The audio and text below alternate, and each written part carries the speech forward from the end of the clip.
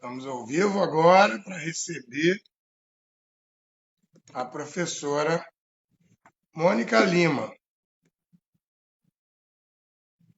19:03.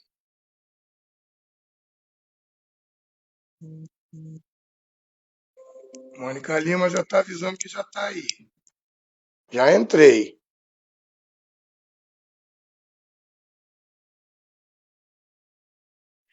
Tô online, Mônica.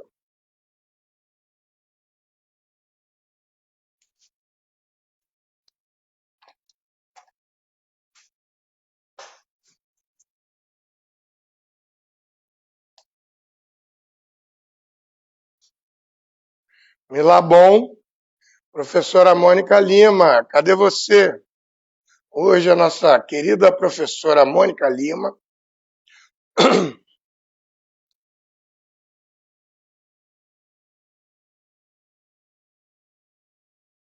dá um recado para ela aqui. Chegou ela aí, professora doutora Mônica Lima. Visualizar, agora vai. Fazer uma. Aguardando Mônica. Já deu tchauzinho. Lá vem ela. Lá vem ela. Chegou! Cheguei. Agora ficou craque agora, hein? Ah, tá me escutando bem, Adame? Muito bem. Ótimo. Assim que deve Muito ser. bem. Muito bem. Tá muito bom. Olha aí. Isso aí.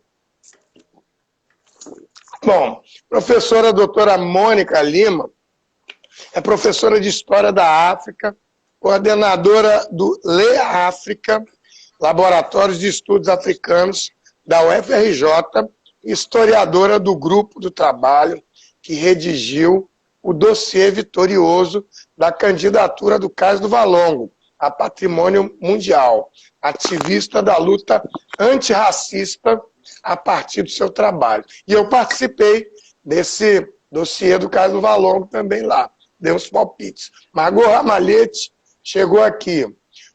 Então, professora doutora Mônica Lima, seja muito bem-vinda, um prazer muito grande, né, que você esteja aqui. O nosso tema de hoje eu vou fixar aí já, passados e presentes, né, e reparação, passados sensíveis e presentes e reparação da escravidão. Mas aí, Mônica, fala para o pessoal que está chegando ainda, a gente vai enrolando aqui, quem é a querida professora Mônica Lima. Obrigada, Adame. Obrigada pelo querida, sobretudo. É recíproco, né? O bem-querer. Obrigada pelo convite para estar aqui no seu Instagram, participando dessa conversa. É um tema muito importante para todos nós, para a minha vida. E aí eu chego onde exatamente a sua pergunta me dirigiu, né? A minha vida, a minha história, né?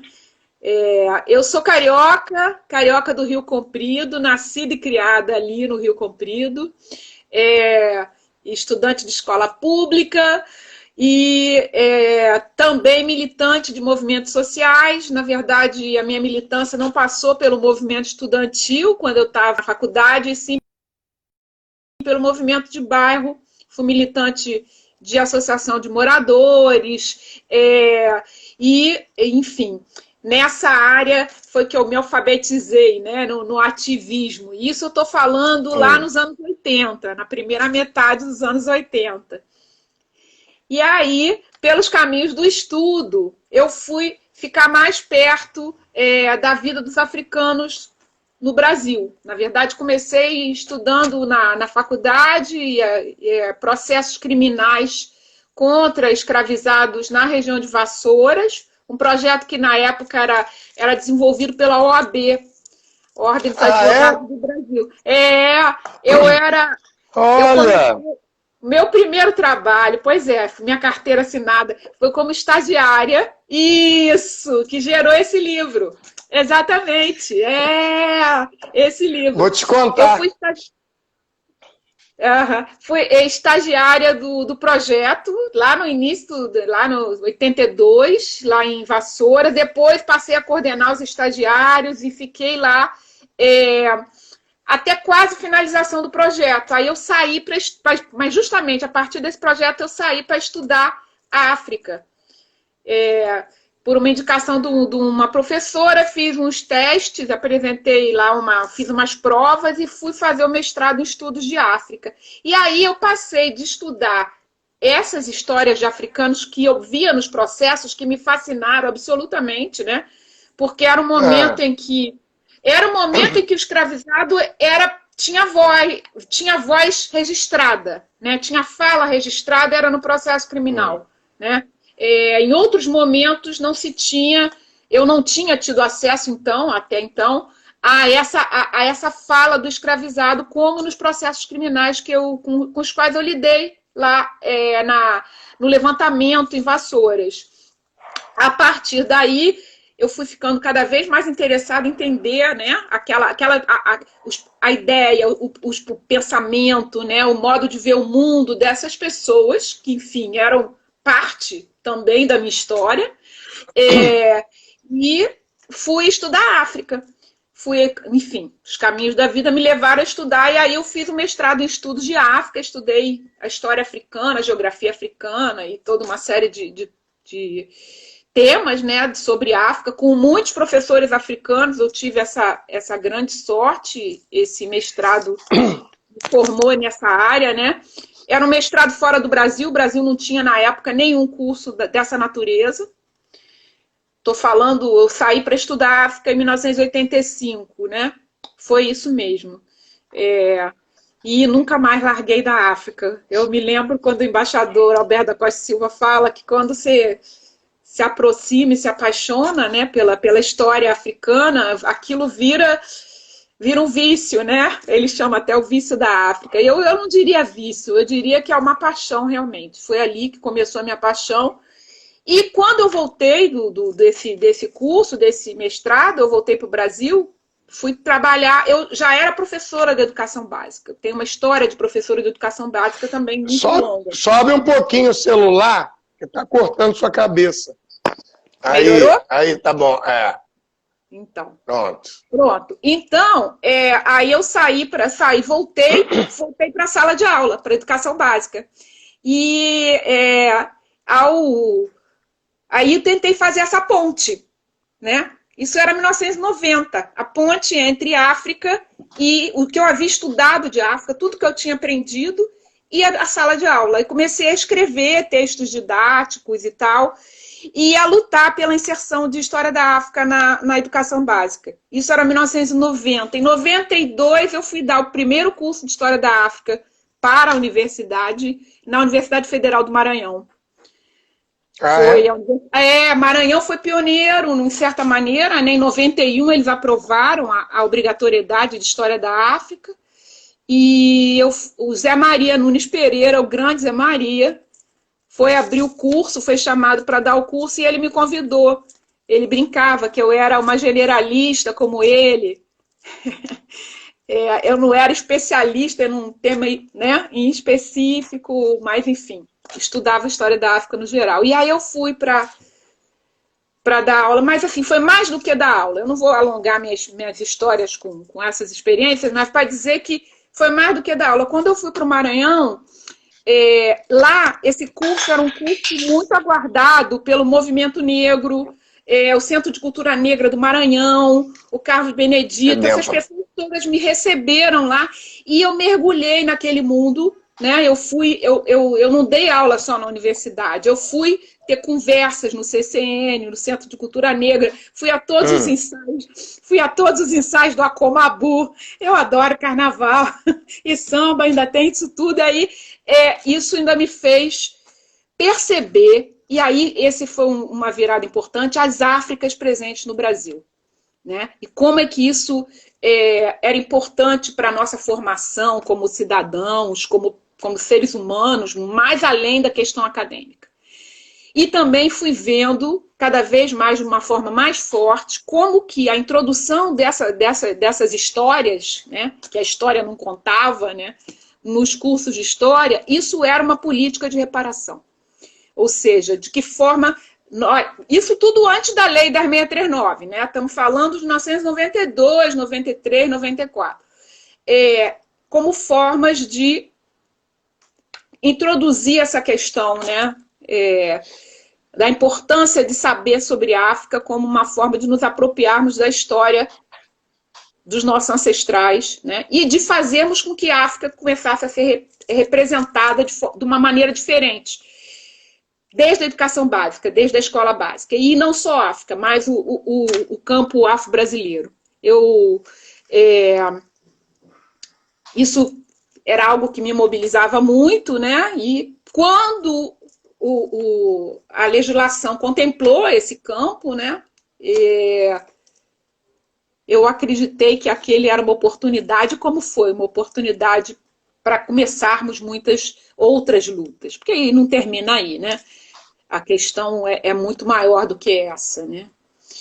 E entrando no nosso assunto, né? Reparação...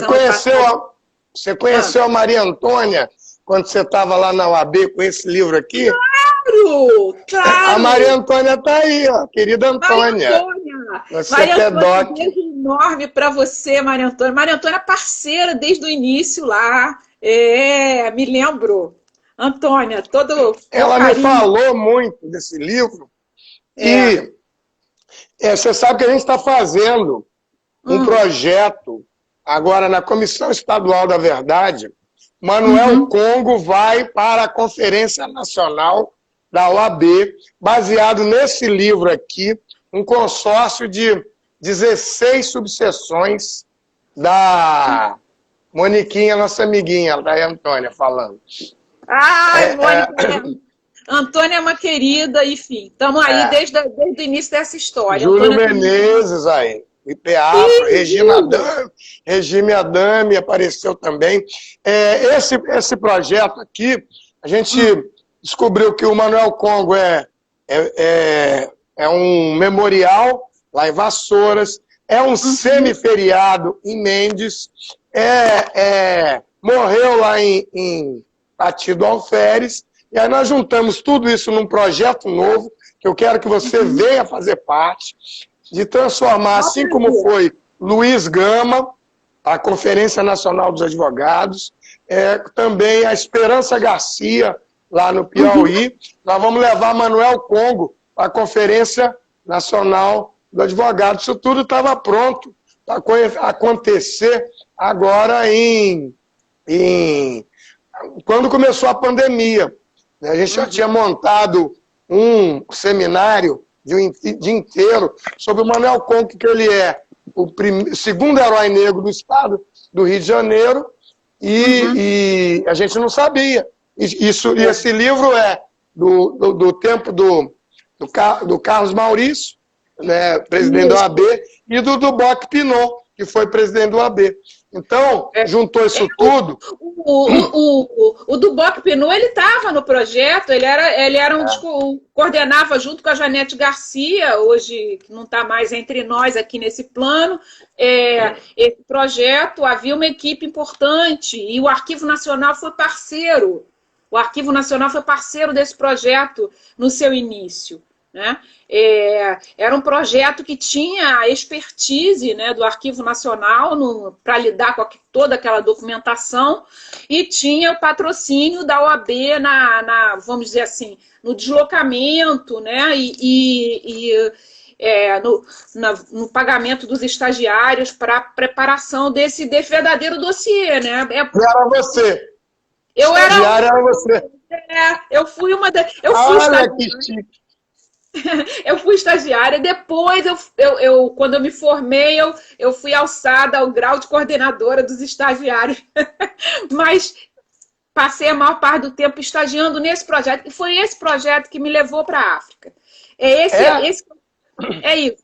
esse o caminho. Esse projeto me levou para a África muito, né? Evidentemente, a minha história de vida também, né? Mas é aquilo que vai te direciona, que às vezes a gente... Isso eu acho que tem a ver com a imaturidade, no meu caso, né? às vezes a gente separa, né, o nosso lado acadêmico, de estudioso, né, aquilo que a gente estuda das nossas questões de vida, né? E o que esse caminho me proporcionou? Eu consegui articular o meu lado acadêmico, de estudiosa, de pesquisadora, de historiadora, com um compromisso meu de vida, que é a luta antirracista. Então, esse é o, vamos dizer assim, a felicidade de estar aí, e esse projeto fez parte da minha história de maneira incontornável. Então, você era quem estava faltando. O Tom Farias está também fazendo a idealização. Nós chegamos a montar, estava tudo pronto, e aí a pandemia atrapalhou. A Antônia está falando aqui que o Nilo Batista era o diretor, e hoje quem está no CPDOC, o CPDOC hoje está com o Aderso Bustinge. Nós fomos lá em Vassouras, nós montamos Comissão da Verdade em Vassouras, Comissão da Verdade em Barra Mansa, estamos fazendo a posse em Resende, tivemos reunião aí, nós formamos 16 comissões da verdade nas subseções da OAB. É o consórcio das subseções para levar Manuel Congo, e aí tem uma ala da mulherada que quer levar junto a Mariana Crioula, inclusive a presidente da comissão, da subseção da OAB de Vassouras, que é a doutora Rosânia, mas isso ainda a gente ficou de ver. Mas que bom, que bom. Achei. Já valeu a live. Mônica Lima está no consórcio das subseções. Manuel Congo vai à Conferência Nacional da OAB. E ele é o segundo herói negro da coisa. E aí você ia, depois de já ter a live se valido a pena, só por essas notícias todas, você vai começar a falar agora do passado sensível e da reparação da escravidão. Se quiser, se não quiser, pode mudar e falar sobre outra coisa. Não, eu só queria frisar que o Manuel Congo vá junto com Mariana Crioula, sim, hein? É importante, faço minha também a reivindicação, né, que foi feita nesse sentido. Eu acho fundamental, cada vez mais, nós conhecermos as trajetórias das mulheres africanas e as mulheres afro-brasileiras na luta contra a escravidão, nos atos de rebeldia, e enfim, tudo isso que acabou gerando o próprio fim oficial da escravidão. Ainda que a gente saiba os limites, né, desse fim da escravidão, sabemos, né? Sabemos, e isso aqui não é o tema de hoje, mas poderia ser um grande tema, né? Enfim, essa questão, mas sabemos só também... Só marcar outro. Estou aqui todo dia. Mas sabemos também da importância da luta de negras e negros no sentido de que essa abolição acontecesse, né? Ou seja, não foi uma dádiva, não foi um presente, ela foi, de fato, uma conquista. E com todos os limites que a gente possa identificar, a gente não pode ignorar a luta de negros e negros para que aquilo acontecesse. Certamente, outras lutas ainda viriam. Professora, posso fazer uma perguntinha, ex-estagiária do AB? Você consegue fazer essa coisa do estagiário da OAB, a gente refazer essa sua trajetória e oferecer essa oportunidade para um monte de outras pessoas que possam ter interesse, e aí pegar os parceiros da OAB, como o Instituto Federal do Rio de Janeiro, a Unifoa, as seccionais do OAB, e você embalar essa gente toda aí com a sua história e a OAB junto. Pode ser? É um desafio? Vamos fazer isso? Olha só, olha os compromissos ao vivo, né? Assim, até onde vai? Eu posso contar essa história, eu quero participar disso, mas é claro, dentro de todos os limites que a vida da gente impõe, né? Assim, acho linda a ideia de levar Manuel Congo para esse grande encontro de advogados, acho fundamental, mais do que bonito, acho fundamental, e acho que essa é uma iniciativa preciosa que você tomou. Retomar esse livro, porque assim, existe toda uma série de fontes que esse livro sinaliza, que merecem ser visitadas e pesquisadas e trazidas, essas histórias precisam ser contadas. E o fato de você conseguir montar esse consórcio com as subseções é outra iniciativa igualmente importante. Por quê? Porque o Rio de Janeiro, a então província do Rio de Janeiro, né, durante o século XIX, o século onde as lutas abolicionistas se acirraram, ela foi uma província muito importante para a história da escravidão no Brasil, né? Basta dizer que o Rio de Janeiro, o Porto do Rio de Janeiro, foi o local onde deram entrada a maior parte, né, onde deu entrada a maior parte dos africanos escravizados da história da escravidão no Ocidente, né? Então, nenhum outro porto, nenhuma outra cidade foi tão afroatlântica quanto o Rio. E quando a gente diz isso, é claro que a gente não está dizendo isso como com motivo de orgulho, mas com uma razão de que essa história não pode ser esquecida. Então, esse movimento, como foi as ações rebeldes, né? O quilombo do Manuel Congo e tudo que ele fez, ele, né, Mariana Crioula e todos aqueles e aquelas que estiveram junto com ele, eles estão, vamos dizer, estão vivendo numa província, hoje um estado, né, profundamente escravista, né, com a sua principal força, né, econômica, que era a produção cafeeira, né, ancorada no trabalho de escravizados. E, portanto, o não que eles disseram, né, e a resistência que eles opuseram, as iniciativas que eles tomaram contra a situação que eles viviam, ela se reveste ainda de maior importância.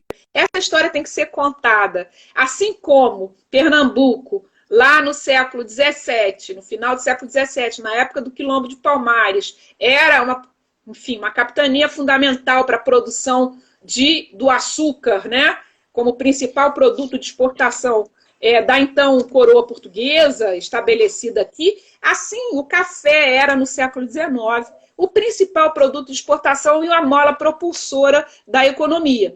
E esses escravizados que agiram contra o sistema, né, em última análise, eles estão fazendo um tipo de ação rebelde extremamente importante, porque ela vai atingir ali, né, no coração que é o bolso, né, o coração que é o bolso dos empresários cafeicultores e todos aqueles que giravam em torno da economia do café. Então, tudo isso para dizer que Manuel Congo é uma história fundamental. E a descrição pormenorizada do que aconteceu com eles, que está nesse livro, que está nos autos, né? Todo esse material, ele se converte em mais uma fonte documental de caráter sensível na história da escravidão no Brasil. E aí eu chego a esse conceito, né? O que é o passado sensível? É um passado marcado pela dor, pelo sofrimento e que tem a violência como um dos seus eixos estruturadores. E passado que é marcado pela dor e sofrimento não apenas daqueles que estiveram vivos no momento em que os eventos aconteceram, mas aqueles que hoje rememoram essa história. Porque o passado sensível está intimamente ligado à ideia de memória sensível. Para hoje, um descendente de africanos escravizados, como muitos de nós, quando se debruça sobre essa história, quando lê esses documentos, fica à frente de todo esse sofrimento, de toda essa dor, né? E se sente atingido por essa história diretamente. Esse conceito de passado sensível é um conceito que ele nasce muito do pós-Segunda Guerra Mundial, das discussões e das revelações do ocorrido no período do Holocausto, né? Então, o genocídio contra a população judaica na Segunda Guerra Mundial, enfim, o Holocausto, os projetos de extermínio, todos eles, quando foram descobertos no pós-Segunda Guerra, eles trouxeram esse passado, que era super recente na época, né, como um tema muito forte e acabou sendo denominado, né, um tema de passado sensível, assim como são as histórias de guerras, né, as histórias de outras ações de extermínio, por exemplo, o que aconteceu em Ruanda, né, é também uma história que a sua pesquisa revela um passado sensível, e o que aconteceu... Na Namíbia. A Namíbia está agora rolando com a Alemanha lá. Exatamente. Nós fizemos esse... O genocídio dos hereros na Namíbia, as primeiras experiências de campos de concentração, uma história terrível, dolorosíssima. E é uma história, e aí eu repito, o passado sensível, ele não é sensível só no seu tempo. Nesse sentido, quando você abriu, você falou de passados presentes, né, que é um conceito muito bem trabalhado por Hebe Matos, Marta Abreu, Keila Greenberg, entre outras historiadoras importantes. E é a ideia de um passado que não está distante lá no tempo, lá atrás, que ele está vivo hoje, né? Ele nos mobiliza, e ele mobiliza.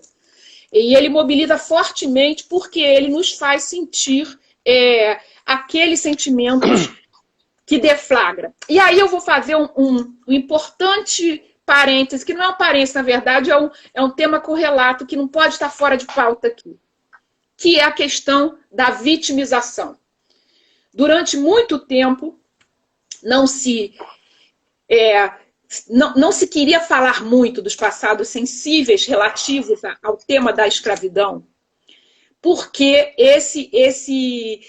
essa ideia remetia a uma visão sobre os africanos e africanas e seus descendentes escravizados como vítimas inertes, ou seja, não eram sujeitos da história, eram objetos dessa violência e dessa dor. Só que nada mais distante da realidade, né? Africanos e africanas, seus descendentes diretos, estiveram o tempo todo agindo, criando, produzindo, reagindo, lutando. E são inúmeros os exemplos, conhecemos poucos porque ainda são pouco divulgados, mas cada vez mais as pesquisas nos revelam inúmeros casos. Manuel Congo é um desses, e há uma série de outros que merecem ser estudados.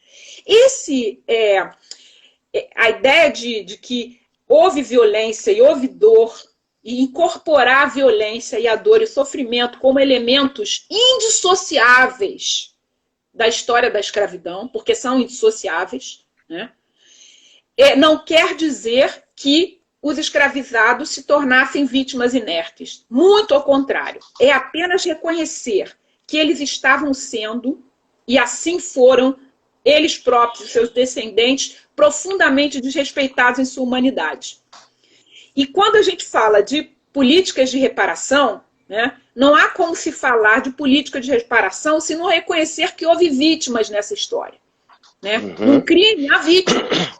E aí a vítima não é uma vítima inerte, né? Não é uma vítima coisificada, muito pelo contrário.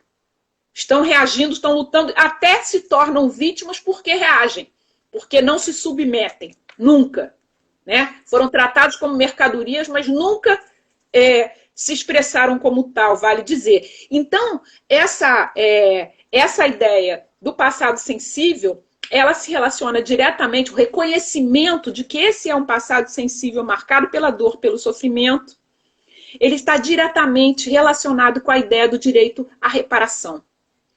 Do direito a que esses prejuízos, que não apenas foram vividos pelos que viveram a história da escravidão, mas pelos seus descendentes, né, que eles sejam recompensados. Que haja ou seja, que a sociedade deve, né, como um todo, e o Estado principalmente, porque essas histórias elas estiveram acontecendo oficialmente, né? Houve uma ação, seja do Estado português aqui representado, seja do Estado brasileiro. E o Estado brasileiro, no pós-independência, depois de 1822, em que já era o Estado brasileiro e não mais uma colônia, foi uma época intensíssima da escravização. Nos anos 20, entraram muitos africanos escravizados aqui, se intensificou a escravidão, sobretudo aqui na província do Rio de Janeiro, e foi, eu repito isso sempre porque é algo que a gente não deve esquecer, foi o período em que houve maior entrada de crianças, proporcionalmente. Crianças, eu estou dizendo crianças de 10 a 14 anos, sequestradas das suas terras e trazidas para o Brasil. Esse período dos anos 20. Os estudos demonstram, né, o aumento significativo desse número. Por quê? Porque já estava havendo um combate internacional pelo tráfico contra o tráfico escravista, e aí os donos, né, os proprietários, os escravocratas, né, na sua crueldade, na sua ganância, queriam ter escravizados que sobrevivessem mais tempo, né?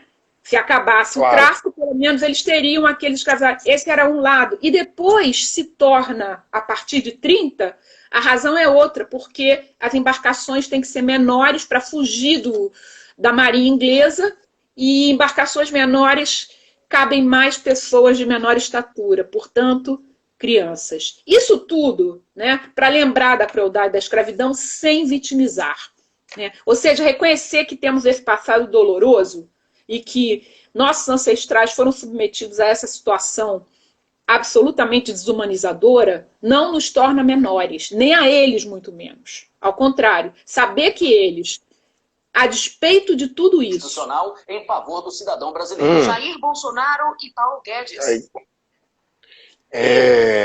Olha os nomes que surgem aqui para a gente lembrar que a questão está quente na nossa vida. Que temos que lembrar sempre da dívida do Estado brasileiro com os descendentes de africanos escravizados e com a própria história da escravidão. É uma dívida que não é apenas com relação àqueles, nós e todos aqueles que descendem diretamente dos escravizados. Porém, é também uma dívida com o lugar que a história da população negra, o lugar que a história de africanos no Brasil, o lugar que a história da África deve ter no nosso espaço público. Porque nós estamos falando também de uma questão que envolve a história pública, a história para o grande público. Sairmos do espaço reduzido das academias e irmos fazer dessa história uma história viva nas ruas. Daí, assim, daí a importância de monumentos, daí a importância de demarcar territórios, né? A região do entorno do Cais do Valongo ainda não foi devidamente assinalada. Está lá o quilombo da Pedra do Sal, que você participa tão diretamente nas lutas do quilombo, com a liderança do Damião Braga. Dá lá, esse quilombo tem que ser sinalizado, reconhecido, marcado e demarcado. Ou seja, faz parte, a meu ver, da política de reparação, também essa territorialização da presença negro-africana nos nossos espaços. Política de reparação envolve reconhecimento. Reconhecimento, a meu ver, vamos dizer, com ações públicas de investimento, e aí eu digo mesmo investimento em pesquisas, em bolsas de estudo, em projetos sociais, visando atender o interesse da população negra, mas também em políticas públicas que visibilizem a importância dessa população. Porque nada disso será um favor. No momento que a gente iluminar aspectos dessa história, vai ficar evidenciado que isso é apenas o Estado brasileiro estará apenas, né, reconhecendo aquilo que ele deve ao Brasil, né, deve aos brasileiros, deve à nossa história como nação. Reconhecer profundamente, demarcar, assinalar, dar visibilidade, oferecer espaços de visibilidade, porque não se dá visibilidade, se tem, para esses aspectos da história. E voltando à questão central dos passados sensíveis. Como é que a gente lida com essa história? Não é uma questão simples. Nas discussões que eu tive a oportunidade já de ter com representantes de movimentos sociais, com lideranças do movimento negro, com representantes comunitários, é uma grande questão. Como é que a gente conta essa história da escravidão, né, representa essa história nos monumentos, nos espaços públicos, nos museus, nos projetos de memória, reconhecendo a violência, a dor, o sofrimento, mas, ao mesmo tempo, iluminando a iniciativa, a resistência, a atuação, a criação, o engenho, a ciência, tudo que nos trouxeram essas pessoas escravizadas, né? Porque a escravidão ela não mata a humanidade das pessoas, em nenhum lugar do mundo, muito menos aqui. Ao contrário, essas pessoas, dentro da sua humanidade, sobreviveram e produziram esse mundo, né, de cultura e de sabedoria que a gente herda para, para o nosso próprio enriquecimento pessoal e social. Só que aí, assim, reconhecer isso tudo envolve também representar essa história, né? Tratar de reparação da escravidão é saber que esse prejuízo ele trouxe marcas indeléveis, né? Não se apagam na nossa história, mas nós podemos dar a essas marcas outros significados. Não é apenas a marca do chicote. A gente sabe que ele existiu, né? E eu acho importante a gente não esquecer que ele existiu. Não esquecer que ele existiu para a gente lembrar de como isso não pode acontecer nunca mais, de nenhuma outra forma. De nenhuma outra forma. Quando a juíza lá, né, dá um parecer, né, numa causa, fazendo a justificativa da sua decisão na questão de raça, é uma chicotada que a gente está levando. Ou seja, a gente não deve esquecer da chicotada. Porém... Que apareceu, né? Porque pode muita... A maioria não aparece. A lambada vem e não aparece, não deixa o rastro. Porque não dá, essas costas não estão visíveis. Então é importante a gente saber que tem esse chicote. Só que a gente nós não nos limitamos a ele. Nós estamos muito mais do que ele. Só que a gente não quer esquecer dele, não. Não quer esquecer porque a gente quer cobrar. Quer cobrar para que não haja mais, para que esse caso que foi visibilizado sirva para que outras pessoas que têm esse poder, né, pensem 2, 3, 4, 5 vezes antes de tomar uma decisão dessa natureza, né, utilizando esse tipo de argumento, mas somos mais do que isso. Ou seja, somos mais do que isso, certamente, mas somos isso também. Essa história é importante de ser reconhecida, não pode ser esquecida. É um dever que é o dever de memória que nós temos. Para mim, a política de reparação ela envolve, sim, investimento... Eu acho que nos momentos decisivos... Nós fizemos na OAB um evento, no ano passado, sobre reparação da escravidão e holocausto judeu. Desafios e convergências. Ou seja, o que converge e o que é um desafio a ser superado. Nessas andanças aí do Manuel Congo, e abrindo comissões da verdade nos locais, que é muito importante as comissões serem abertas nas subseções lá da OAB. E é bom porque você conhece muito esse sistema OAB, então... A Antônia já tinha me falado, eu não conectei, porque são muitas coisas ao mesmo tempo. Então, eu acho que isso... Nós estivemos lá em Barra Mansa, e lá nós achamos 26 ações da liberdade, numa fazenda que tem lá os autos originais que foram jogados fora. São 26 originais de ações da liberdade. Que maravilha! E agora tem uma comissão da verdade lá, que é presidido pelo Dr. Vaguinho. Na de Vassouras, a presidente da subseção está muito empenhada, que é a doutora Rosânia. E Mendes, ele transformou o feriado, lá, mas é um quase feriado, a data do Manuel Congo. Faltou fazer ainda em Paraty, que foi o lugar onde ele morreu, e ele é o segundo herói negro do estado do Rio, por uma lei da deputada federal Inês Pandeló. Nós tivemos lá na UAB de Volta Redonda e de Vassouras. Isso tudo com o menino 23 à frente, né, que você também viu como é que a gente funciona. Então, eu quero dizer que eu estou muito satisfeito. A gente tem o Tom Farias, está fazendo parte desse grupo. Chamamos o Flávio Gomes também. E eu acho que a gente levar, como foi o Luiz Gama, que o Delgacê está aqui há 5 anos e começou aqui no Rio. E a Esperança Garcia, quando a professora Maria Sueli Rodrigues, que hoje é a secretária da Comissão Nacional, eu estou presidente da Comissão Nacional e da Comissão Estadual. Eu fui lá na festa onde a OAB votou que Esperança Garcia ia ser a primeira advogada negra da OAB do Piauí. Né? E passou aqui agora a advogada piauiense Noélia, não sei se ainda está aqui, que foi minha vice-presidente na OAB Nacional. E aí eu disse, olha, vamos levar a Esperança Garcia, falei para o presidente lá, que era o Chico Lucas, para a Conferência Nacional.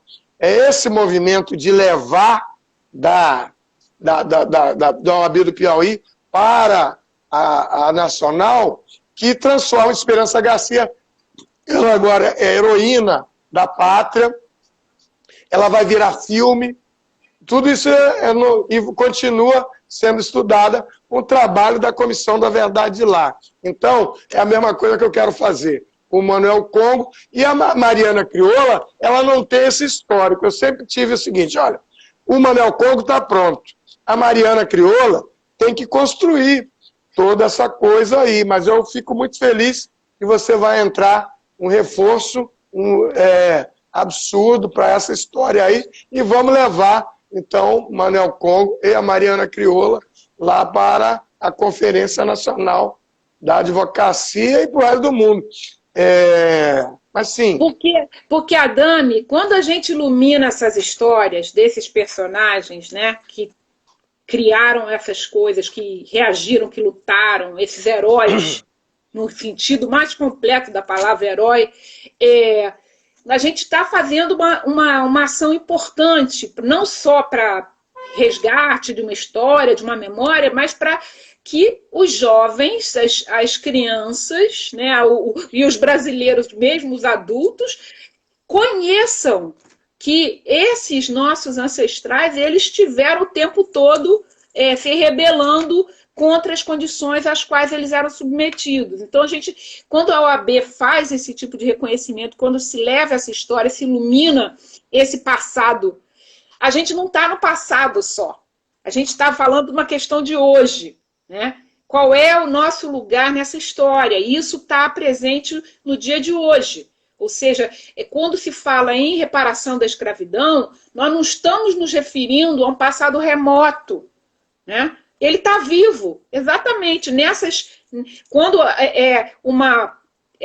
voltando à questão da decisão da juíza, se fala um absurdo desse, quando a gente contrapõe com essas histórias de atitude, de rebeldia, de ação, de criação, a carta da Esperança Garcia, a força do Manuel Congo, a gente está dizendo, olha aqui, né? Olha aqui tudo isso que demonstra que esse tipo de visão, né, acerca da população negra é algo não só inaceitável, como profundamente equivocado. Então, quando a gente fala de reparação do ponto de vista da história, estamos nos mobilizando por questões presentes. Ou seja, o que nos mobiliza hoje, por exemplo, o que me mobiliza hoje, quando eu estudo as memórias dolorosas da escravidão, é o genocídio dos jovens negros. A cada 23 minutos, um jovem negro é morto. O que me mobiliza é a situação de mulheres negras submetidas a condições degradantes de trabalho. Ou seja, o que me mobiliza são questões que dizem respeito dessas pessoas hoje, da minha gente hoje. Eu olho o passado, né? E eu acho que o historiador sempre olha o passado a partir de questões do presente. Então, a reparação da escravidão significa dar primeiro, né, força e orgulho aos que hoje sobrevivem às heranças dessa história. Né? Então, é disso que a gente está falando. A gente não está falando de um passado empoeirado no tempo. A gente está falando de um presente carregado de passado. Porque é isso. Quando eles vão lá invadir o Quilombo, em Minas Gerais, né? O Quilombo do Campo do Meio, olha quem são aquelas pessoas. Quilombo não, né? O assentamento do Campo do Meio, assentamento. Que eu já chamei de Quilombo, não sem razão. Ou seja, estamos falando disso, do direito à terra. Esse direito à terra. Para mim, o direito das comunidades quilombolas a terem suas terras tituladas está na Constituição. Então, acho que assim, reparação da escravidão envolve, por exemplo, em intensificar e acelerar a política de demarcação das terras quilombolas. Não é? O Ministério Público Federal fez uma recomendação anteontem para que o INCRA cumpra lá no Bracuí, que é onde a gente foi lá, está lá a Comissão da Verdade em Angra dos Reis, com a Marta Abreu, fizemos a Comissão da Verdade em Angra, tivemos lá no Quilombo com a Marilda, a famosa e querida Marilda. Queridíssimo Marildo. Marildo, uma força da natureza, uma força de pessoa, de militante. Olha só, nós estamos a 19h50, nós devemos ter aí uns 13 minutos, e eu queria fazer uma conexão com essa sua passagem pela África. Acho que, ao mesmo tempo, esse assunto, porque eu quero falar, eu quero conectar com o caso da Namíbia, que as mulheres da Namíbia tiveram aqui no Agbara Dudu, e elas falaram do caso da Namíbia versus Alemanha, que ocorre lá nos Estados Unidos. E aí ontem a gente teve o discurso da ex-primeira-dama, né, Obama, a Michelle, e que hoje a quem vai falar daqui a pouco é a deputada lá, o cara, né? Acho que é o cara. E a deputada que ia sendo mandada de volta, que o Trump mandou de volta, voltem para a África. E as mulheres são americanas. Quer dizer, que mesmo depois de tanto tempo, lá e cá, eles acham que a gente continua sendo estrangeiro, né, no nosso próprio país. Então vamos cobrar, como se o pessoal tivesse vindo para cá passear, não tinha nada para fazer na África, e veio para cá dar um rolé. Então, eu quero dar todo esse tempo que resta aí para você fazer essa conexão de reparação, e que, na verdade, é uma linguagem que une esses continentes todos. Ou eu vi outro dia a Tula falar, na live de homenagem a Lélia Gonzalez, da Ameráfrica. Americanidade. Americanidade, isso. Isso foi muito legal, gostei muito. Esse é o conceito cunhado pela Lélia, não sem razão. Angela Davis, quando foi chamada a falar, né, ela lembrou, né, de Lélia Gonzalez, lembrou de Beatriz Nascimento, duas mulheres negras fundamentais, não apenas, né, por seu ativismo, que politicamente, né, permitiu que tantos campos avançassem, não apenas por suas criações, né, o filme Ori, um filme fortíssimo de Beatriz Nascimento, toda a produção de Beatriz Nascimento, mas pela conceituação, pela criação de algumas ideias-chave. Lélia Gonzalez, a mefricanidade, essa ideia de que nós somos, né, toda essa discussão, não são afro-brasileiros ou afro-americanos que são, então, nós somos americanos, porque nós estamos também banhados na cultura dos povos originários dessas terras e dos africanos e africanas trazidos contra a sua vontade, né, no maior processo de migração forçada da história da humanidade, que foi o tráfico atlântico de africanos escravizados. Essas pessoas não vieram por sua própria vontade, elas vieram dessa forma, e aí vale a ideia também, né, que é um outro conceito que também foi fortemente criado, né, por Beatriz Nascimento, que é a ideia de sermos também povos atlânticos, né? Estamos aqui, esse Atlântico Negro, muito antes do Paul Gilroy, já estava lá, Beatriz Nascimento já demarcando, né, a importância dessa circulação de africanos e africanas nesse mar, da manutenção do contato. E quando essa pessoa lá nos Estados Unidos diz voltem para a África, eu diria, voltamos sim. Voltamos e depois voltamos a voltar e estamos nas idas e vindas, porque o espaço atlântico é o nosso espaço de contato, ou seja, não, voltar para a África para nós não significa de forma nenhuma uma volta atrás, ao contrário, é um caminho adiante. Nós reconhecemos no nosso retorno à África o fortalecimento das nossas origens, sem deixarmos de ter americanamente, né, as nossas vidas, nossas lutas, nossas raízes aqui nesse continente. Esse continente cujas cidades, cujos países, nossos ancestrais, e nós criamos a cada dia. Nós criamos, os nossos ancestrais construíram. Né? Ou seja, se a gente pensar no caso do Brasil, né, que 53% da população se autodeclara negra, né, entendendo negro e pardo dentro dessa mesma grande categoria, se lembramos, porque não devemos esquecer que esse é o país que por mais tempo e maior quantidade recebeu africanos e africanas escravizados da história do mundo. Claro que lembramos, é evidente que lembramos que escravizados não os despia da condição de pessoas, né? Mas é importante lembrar que estavam escravizados por quê? Porque essa é uma injustiça histórica que tem que ser reparada. E é o Estado brasileiro que deve isso. Faltam 7 minutos e eu queria colocar uma coisa para você falar, pelo menos uns 5 aí, que é da candidatura do Cais do Valongo a Patrimônio da Humanidade. E se a gente está em risco de perder, você que participou do dossiê, eu estava lá, nós fizemos uma audiência lá da Comissão da Verdade, lá no próprio quilombo, né, do Damião, quilombo da Pedra do Sal. Da Pedra do Sal. E aí nós não vimos nem a ação da cidadania sair, não estamos vendo motivo nenhum lá no prédio de Docas e também não veio o centro de referência.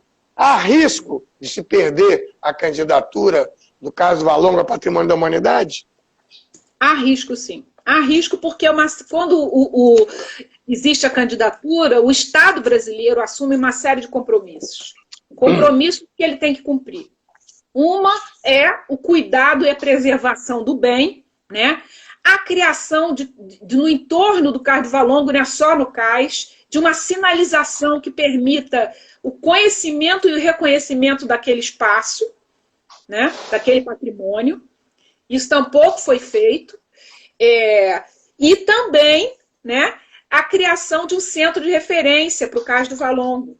E que era o prédio das Docas, se colocava, enfim, de forma quase que evidente. Do lado. Não só é do lado, como é o primeiro prédio, né, de utilização pública construído pelo engenheiro negro André Rebouças, sem utilização de mão de obra escravizada, né, por exigência dele próprio, um abolicionista. Ou seja, é um prédio que também é um lugar de memória dessa ação de descendentes de africanos na direção da luta pela liberdade. Então, você tem ali todas aquelas condições, o prédio estava ocupado pela ação da cidadania, foram oferecidos, se eu bem me lembro, não sei detalhes do processo, mas possibilidades de outros prédios para que a ação da cidadania continuasse lá com o seu trabalho, né? Mas havia uma resistência nesse sentido. A última notícia que eu tive foi que haviam finalmente conseguido que a ação da cidadania, mas eu duvido, estou como você, eu duvido sempre, porque eu vejo que, por exemplo, as obras de recuperação do cais, o que aconteceu recentemente? Né? O cara levou um choque lá. Conversava com José Pessoa, que era o arquiteto do grupo de trabalho, e nós nos lembrávamos, porque a proposta inicial era que fosse feita uma obra muito mais sofisticada, para a drenagem daquela água do Cais do Valongo. É claro que tem que ter água ali embaixo, gente. Ali não era mar. Aquilo era mar, aquilo era um cais. Aquela área ali era uma praia, né?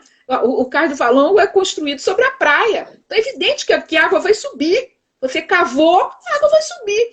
Então tinha que ter uma obra muito mais sofisticada, que não foi realizada, e por isso está dando essas enchentes. Sim, corremos o risco. Agora, eu queria sublinhar, e esse risco é um risco que é maior do que o risco que as autoridades brasileiras vão passar vergonha. Nós vamos passar vergonha, certamente, se isso acontecer. E mais do que isso, nós estamos colocando em risco o primeiro patrimônio mundial brasileiro que é reconhecido com base na história da escravidão.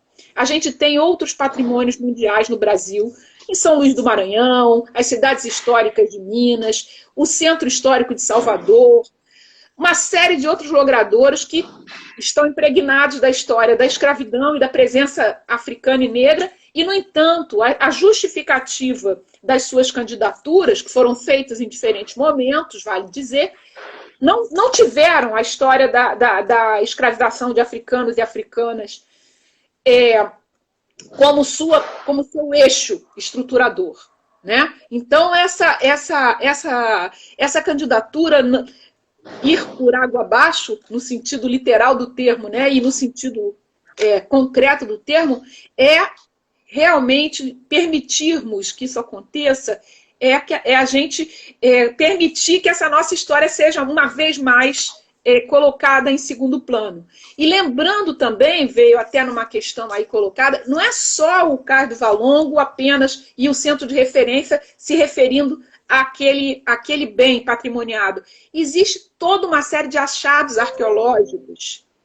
É uma coleção riquíssima de muitas milhares de peças, né, que vão de objetos de uso, objetos religiosos, objetos de adorno, muitos objetos de adorno, utilizados por africanos e africanas, e que foram encontrados nas escavações no entorno do Cais do Valongo e nas proximidades. Esse conjunto enorme, né, de achados arqueológicos, ele está todo sendo acondicionado, não sabemos em que condições. A ideia, quando o Cais do Valongo foi proposto, era que